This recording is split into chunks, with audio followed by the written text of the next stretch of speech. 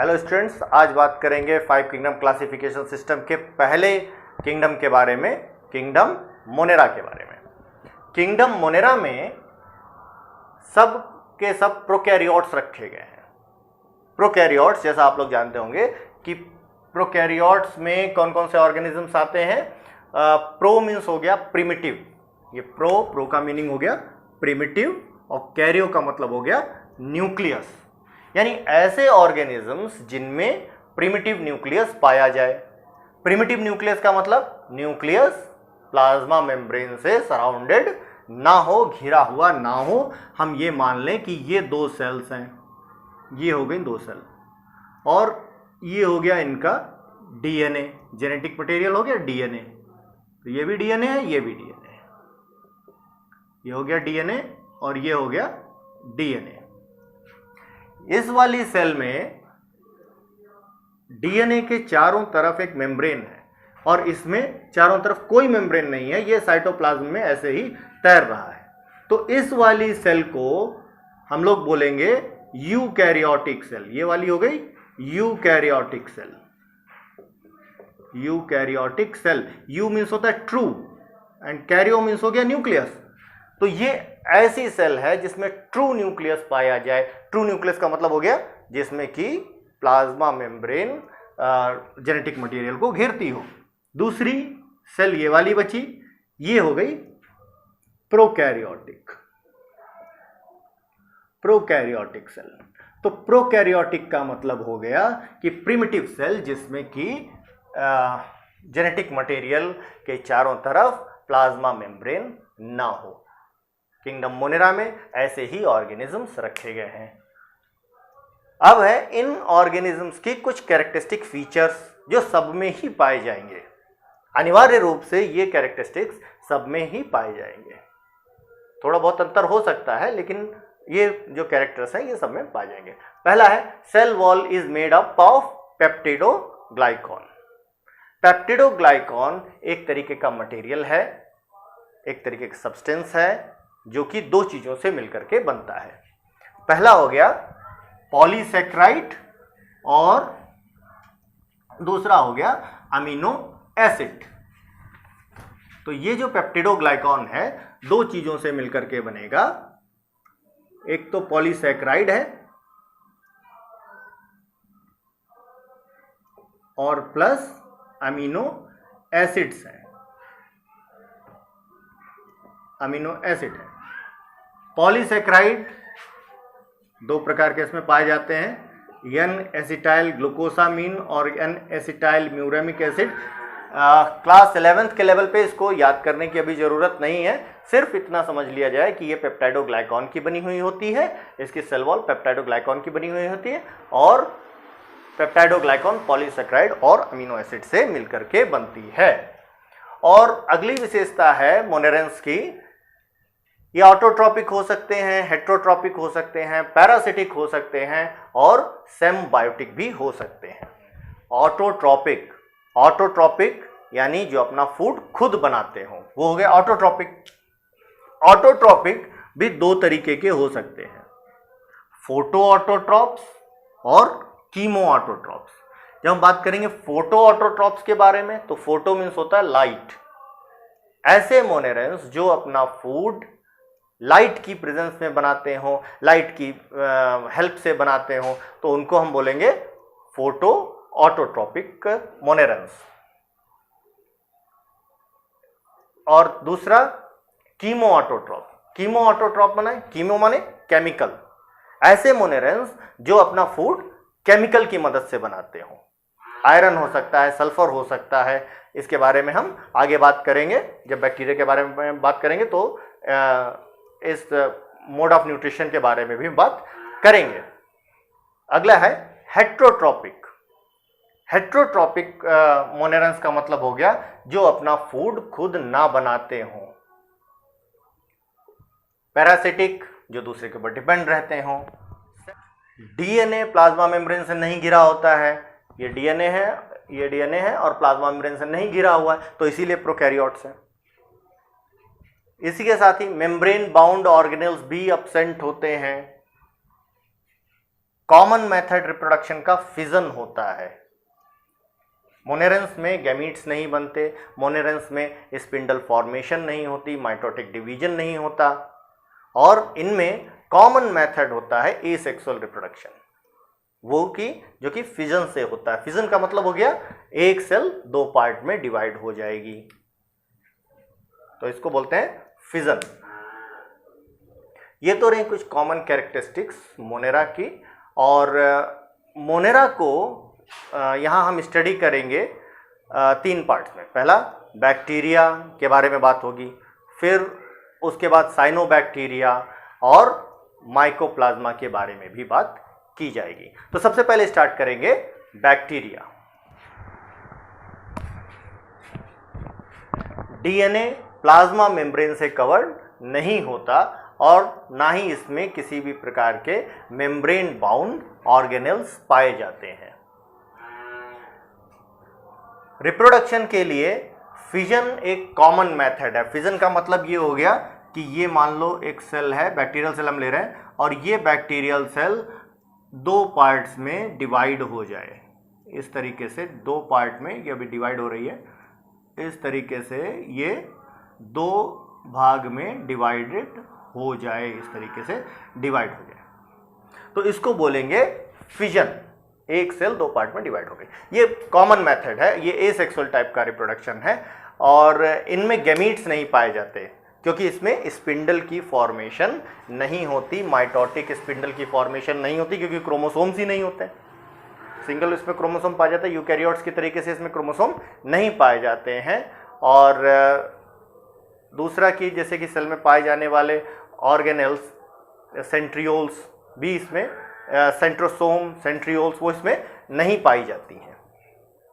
तो इसमें ना तो गैमीट्स बनते हैं और ना ही माइटोटिक स्पिंडल की फॉर्मेशन यहाँ पे होती है। इसी की वजह से मोस्टली इनमें एसेक्सुअल रिप्रोडक्शन ही पाया जाता है। सेक्सुअल रिप्रोडक्शन में डीएनए को एक सेल से दूसरे सेल में ट्रांसफर किया जाता है, जो कि हम आगे बात करेंगे। तो किंगडम मोनेरा में जो कैरेक्टरिस्टिक फीचर्स हैं, वो सबसे पहली बात ये आई कि ये प्रोकैरियोट्स होते हैं। दूसरा, सेल वॉल पेप्टाइडोग्लाइकॉन की बनी हुई होती है। ऑटोट्रॉपिक हो सकते हैं, हेट्रोट्रॉपिक हो सकते हैं, पैरासिटिक हो सकते हैं, सिम्बायोटिक हो सकते हैं। इनमें मेम्ब्रेन बाउंड ऑर्गेनेल्स नहीं पाए जाते, और फिजन एक कॉमन मेथड होता है रिप्रोडक्शन का। गैमीट्स भी इसमें नहीं बनते। और किंगडम मोनेरा को हम तीन पार्ट में डिस्कस करेंगे। सबसे पहले है बैक्टीरिया, दूसरा साइनोबैक्टीरिया, और तीसरा माइकोप्लाज्मा। तो सबसे पहले हम लोग बात करेंगे बैक्टीरिया के बारे में। बैक्टीरिया प्रोकैरियोट्स होते हैं और इनको यूबैक्टीरिया के नाम से भी जाना जाता है। मोनेरा में ही एक ग्रुप, एक अलग सा ग्रुप है, इसको बोलते हैं आर्कीबैक्टीरिया। आर्कीबैक्टीरिया का मतलब हो गया प्रिमिटिव बैक्टीरिया। पहले मोनेरा में आर्कीबैक्टीरिया, यूबैक्टीरिया दोनों को साथ साथ रखा गया था, लेकिन 1990 में एक क्लासिफिकेशन सिस्टम इंट्रोड्यूस किया गया जिसको बोलते हैं 3 डोमेन सिस्टम। इसमें आर्कीबैक्टीरिया, यूबैक्टीरिया और यूकैरियोट्स को अलग अलग रखा गया है। इन तीनों को 3 डोमेन बना दिया गया है। तो वो तुम्हारे सिलेबस में नहीं है, तो उसके बारे में हम ज़्यादा बात नहीं करेंगे। अभी हम केवल डिस्कस करने वाले हैं बैक्टीरिया या यूबैक्टीरिया के बारे में। बैक्टीरिया का साइज तक होता है 1 माइक्रोमीटर से 10 माइक्रोमीटर तक होता है। और अगर इसके शेप की बात करें तो ये अलग अलग शेप्स में पाए जाते हैं। ये स्फेरिकल हो सकते हैं, मतलब इस तरीके से गोल हो सकते हैं, स्फेरिकल हो सकते हैं, स्फेरिकल बैक्टीरिया हो सकते हैं। और स्फेरिकल बैक्टीरिया को कोकस भी कहते हैं। कोकस बैक्टीरिया, कोकस सिंगुलर होगा, और जब कई सारे बैक्टीरिया इस तरीके से हो जाएंगे तो उनको कोकाई बोलते हैं। तो या तो स्फेरिकल बैक्टीरिया कहा जाता है, कोकस कहा जाता है इन्हें। दूसरे प्रकार के बैक्टीरिया होते हैं रॉड शेप बैक्टीरिया। इस तरीके से रॉड लाइक बैक्टीरिया होते हैं। ये हो गया rod shaped bacteria, rod shaped bacteria. इसको बोलते हैं बैसिलस, बैसिलस, बैसिलस बैक्टीरिया। एक तीसरे प्रकार का बैक्टीरिया है जो कि ऐंठा हुआ होता है, घुमा हुआ होता है, और इसको बोलते हैं स्पाइरिलम। स्पाइरिलम मतलब ऐंठा हुआ बैक्टीरिया, कुछ इस तरीके से होगा, ऐसे। इसको बोलते हैं स्पाइरिलम। एक और शेप है, चौथा शेप है, इस प्रकार से आएगा जो कि सी शेप्ड होगा, सी शेप या कॉमा शेप इसको बोलते हैं। ये हो गया विब्रियो, इसको बोलते हैं विब्रियो। बैक्टीरिया के शेप की बात करें तो इसमें होती है प्लाज्मा मेम्ब्रेन। ये हो गई प्लाज्मा मेम्ब्रेन।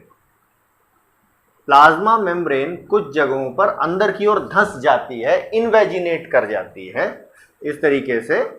ये ऐसे अंदर की ओर धंस गई, अंदर की ओर जा करके, और इस तरीके से अपना एक नेटवर्क बना लेती है, ऐसे कैसे करके। तो इसको मीजोसोम बोलते हैं। कई जगह पे हो सकता है इस तरीके से ऐसा स्ट्रक्चर बन जाता है, तो इसको मीजोसोम बोलते हैं। ये हो गया मीजोसोम। ये प्लाज्मा मेम्ब्रेन साइटोप्लाज्म को घेरे हुए रहती है। ये जो है ये साइटोप्लाज्म है, और साइटोप्लाज्म में ही इस तरीके से सर्कुलर डीएनए तैरता रहता है, जिसको कि न्यूक्लियोइड बोलते हैं। ये हो गया न्यूक्लियोइड। इसी साइटोप्लाज्म में राइबोसोम्स और अदर जो ऑर्गेनेल्स हैं वो सब इसमें होते हैं। बाहर इसके सेल वॉल होती है, ये सेल वॉल होती है, और सेल वॉल बनी होती है पेप्टाइडोग्लाइकॉन की, तो इसको बोलेंगे, ये बाहर हो गई सेल वॉल। सेल वॉल के ऊपर एक कवरिंग होती है जिसको कि बोलते हैं कैप्सूल। ये है कैप्सूल।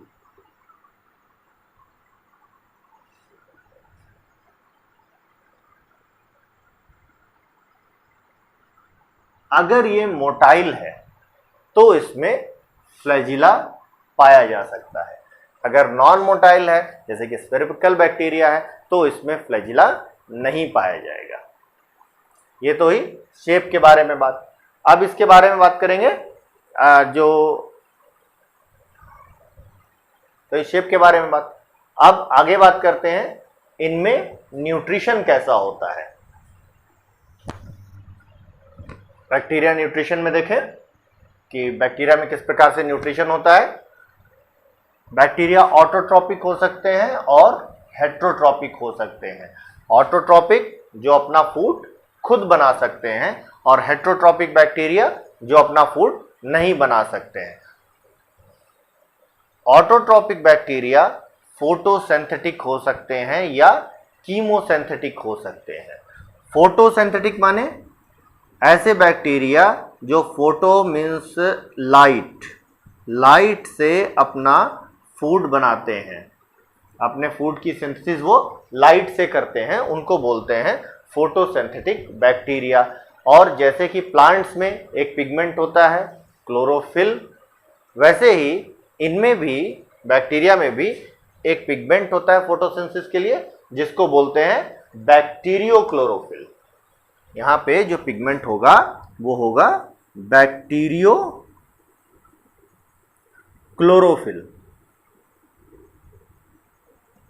ये हो गया बैक्टीरियोक्लोरोफिल। ये फोटोसिंथेसिस करता है। दूसरे प्रकार के बैक्टीरिया हैं जिनको की बोलते हैं कीमोसिंथेटिक। कीमोसिंथेटिक बैक्टीरिया जो केमिकल्स से अपना फूड बनाते हैं, जैसे कि nitrifying bacteria, nitrogen fixing bacteria जो होते हैं, जो नाइट्रोजन को फिक्स करते हैं वो। दूसरा आयरन बैक्टीरिया, सल्फर बैक्टीरिया, ये इस प्रकार के बैक्टीरिया हैं जो कि केमिकल से अपना फूड बनाते हैं। हेटरोट्रॉपिक बैक्टीरिया की बात करें तो हेटरोट्रॉपिक बैक्टीरिया में आते हैं सैप्रोफाइट्स। सैप्रोफाइट्स का मतलब हो गया कि ये अपना फूड डेड ऑर्गेनिक मैटर से लेते हैं, ऐसे ऑर्गेनिक मैटर से लेते हैं जो कि सड़ रहा हो, डिकेइंग ऑर्गेनिक मैटर हो, उससे फूड लेते हैं, जैसे कि डेड एनिमल्स की बॉडी से, डेड प्लांट से, गोबर से, इसी तरीके से ये अपना फूड लेते हैं। दूसरा है पैरासाइट्स। पैरासाइट मतलब जो दूसरे एनिमल की बॉडी के ऊपर रहें या बॉडी के अंदर रहें और वहां से अपना फूड लें, जैसे कि पैथोजेनिक बैक्टीरिया भी पैरासाइट में आते हैं। वो पैथोजेनिक बैक्टीरिया जो कि हमें रोग देते हैं या हमें बीमार करते हैं, जो डिजीज पैदा करते हैं हमें, उनको बोलते हैं पैरासाइट्स या पैथोजेनिक बैक्टीरिया। अगला है सेम्बायोन्ट्स। सेम मीन्स साथ साथ रहना, बायोन्ट मीन्स लाइफ। तो दो लाइफ साथ साथ रहे मतलब बैक्टीरिया किसी लिविंग ऑर्गेनिज्म के साथ में रहे, उसको बोलते हैं सेम्बायोन्ट।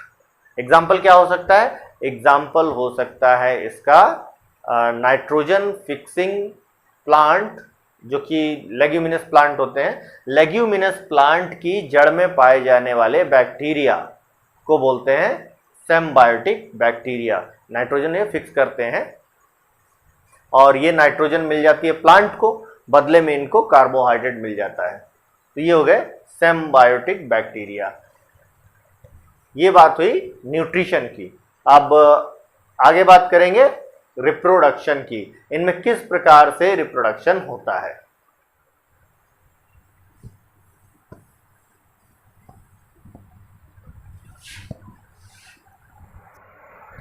Reproduction in bacteria. बैक्टीरिया में रिप्रोडक्शन दो तरीके का होता है, एसेक्सुअल रिप्रोडक्शन और सेक्सुअल रिप्रोडक्शन। एसेक्सुअल रिप्रोडक्शन में सबसे मेन है बाइनरी फिजन और उसके बाद endospore formation. Binary means two. जब एक सेल, एक बैक्टीरियल सेल दो पार्ट्स में डिवाइड हो जाती है तो इसको बोलते हैं बाइनरी फिजन। ये एक बैक्टीरियल सेल है और ये दो सेल्स में डिवाइड हो गई। इस तरीके का डिवीजन फेवरेबल कंडीशन में होता है, जब इन्वायरमेंट फेवर में है।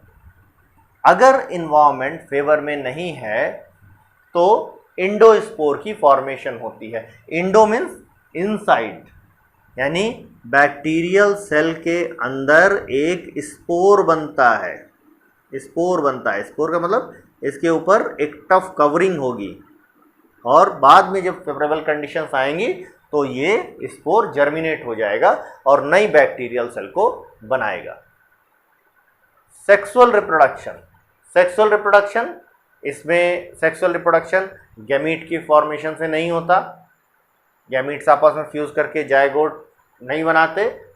इसमें सेक्सुअल रिप्रोडक्शन जेनेटिक रिकॉम्बिनेशन से होता है। जेनेटिक रिकॉम्बिनेशन मतलब एक बैक्टीरियल सेल का जेनेटिक मटेरियल दूसरी बैक्टीरियल सेल में चला जाएगा और एक नया रिकॉम्बिनेशन बनाएगा। जैसे पहला एग्जांपल ले रहे हैं कंजुगेशन। कंजुगेशन में क्या होता है? इस तरीके से दो बैक्टीरियल सेल एक दूसरे के पास पास आती हैं और इनमें एक कनेक्शन बन जाता है। इनके बाहर एक स्ट्रक्चर होता है जिसको बोलते हैं सेक्सुअल पिलस। ये आपस में जुड़ करके एक कंजुगेशन ट्यूब बनाता है। इस तरीके से एक कंजुगेशन ट्यूब बन गई, ये हो गई कंजुगेशन ट्यूब।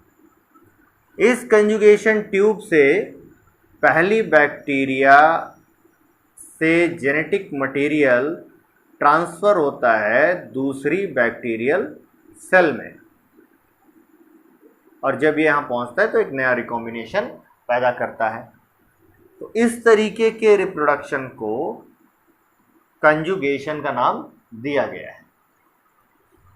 दूसरा है ट्रांसडक्शन। ट्रांसडक्शन का मतलब होगा बैक्टीरियल सेल एक मीडियम में प्रेजेंट होंगी और जेनेटिक एक्सचेंज उसी मीडियम के जरिए होगा, लेकिन आपस में बैक्टीरियल सेल का कोई कनेक्शन नहीं होगा।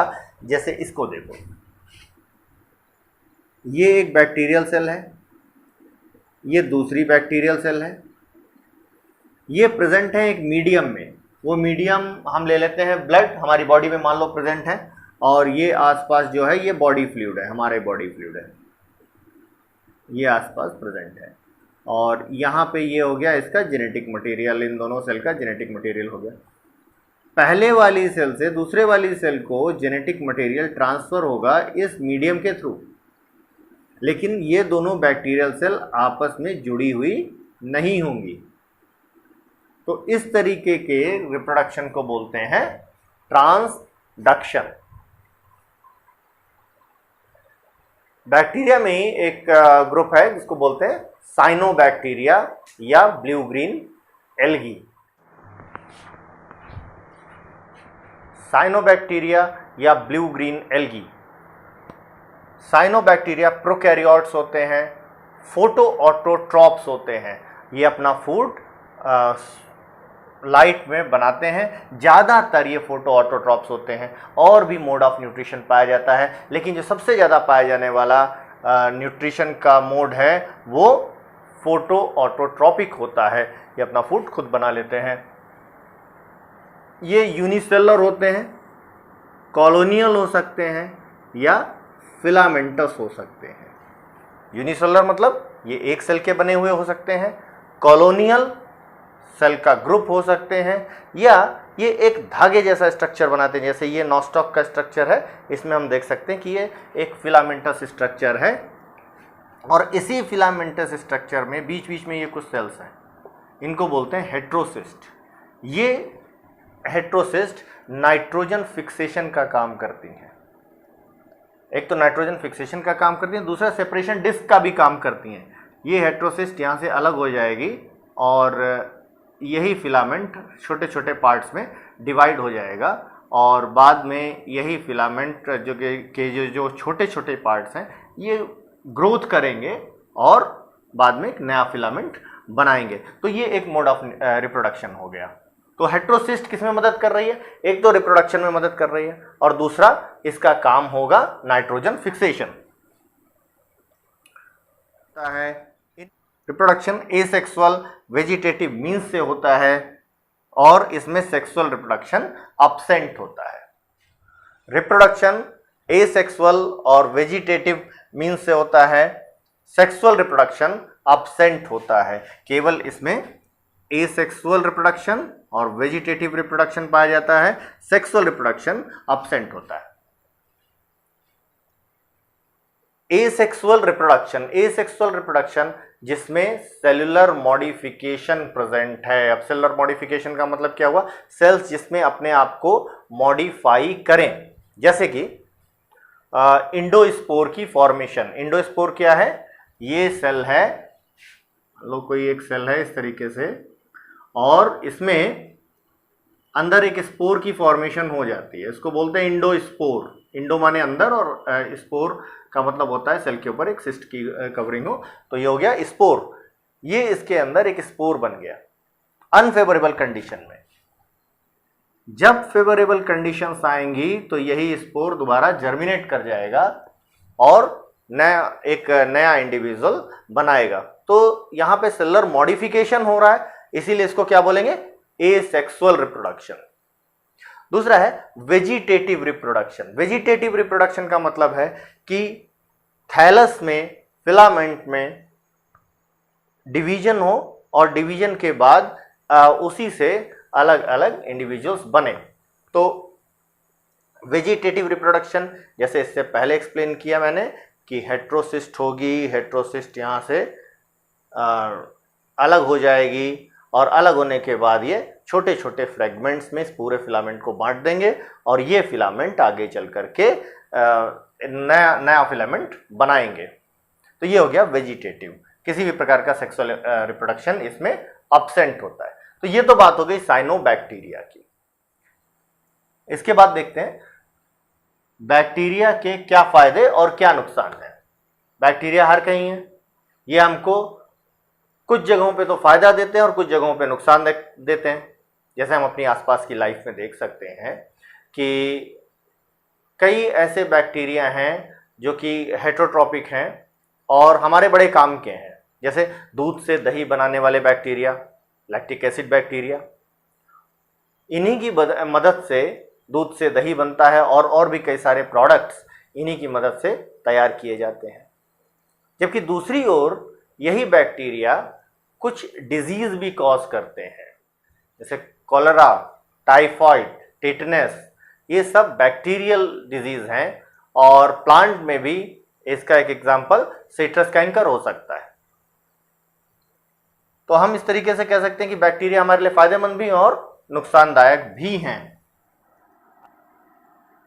अब तक की सबसे छोटी खोजी गई सेल माइकोप्लाज्मा है।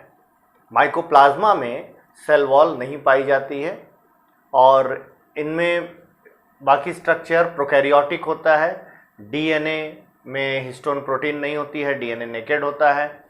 70S टाइप राइबोसोम पाए जाते हैं और इनको पीपीएलओ भी कहा जाता है। PPLO means pleuropneumonia like organisms. ये बगैर ऑक्सीजन के सर्वाइव कर सकते हैं। ह्यूमन और एनिमल में अलग अलग तरीके के डिजीजेस पैदा करते हैं, जैसे कि प्लूरोनिमोनिया। आगे हम लोग बात करेंगे माइकोप्लाज्मा के बारे में।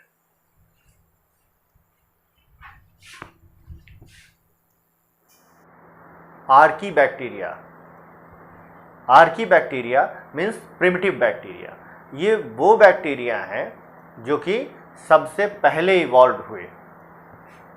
ये प्रिमिटिव बैक्टीरिया होते हैं, प्रिमिटिव प्रोकैरियोट्स होते हैं और इनमें पेप्टिडोग्लाइकैन नहीं होता है। They lack peptidoglycan. जब पेप्टिडोग्लाइकॉन नहीं होता, जो कि बैक्टीरिया की सेल वॉल में पाया जाता है, तो क्या होता है इनकी सेल वॉल में? इनकी सेल वॉल बनी हुई होती है पॉलीसैकेराइड्स और प्रोटीन्स की। ज़्यादातर ये बैक्टीरिया अपना न्यूट्रिशन कीमोसिंथेसिस से लेते हैं और ये कीमो ऑटोट्रॉप्स होते हैं, यानी अपना फूड तो खुद बनाते हैं लेकिन फोटो ऑटोट्रॉप्स ना होकर के ज़्यादातर ये बैक्टीरिया कीमो ऑटोट्रॉप्स होते हैं। 3 प्रकार के आर्कीबैक्टीरिया हो सकते हैं। पहला methanogens. Methano means methane and gens means पैदा करने वाला। दूसरा हेलोफिल्स और तीसरा थर्मोएसिडोफिल्स। सबसे पहला है मीथेनोजेंस। मीथेनो मीन्स मीथेन और जेंस का मतलब होता है पैदा करने वाला, यानी ये वो बैक्टीरिया हैं जो कि मीथेन को पैदा करते हैं। दलदली जगहों पे पाए जाते हैं, मार्शी एरियाज में पाए जाते हैं। दूसरा कहाँ पे पाए जाते हैं? ये रूमिनेंट्स के आंतों में पाए जाते हैं, उनकी एलिमेंट्री कैनाल में पाए जाते हैं। और इन बैक्टीरिया का इस्तेमाल होता है मीथेन गैस को प्रोड्यूस करने में।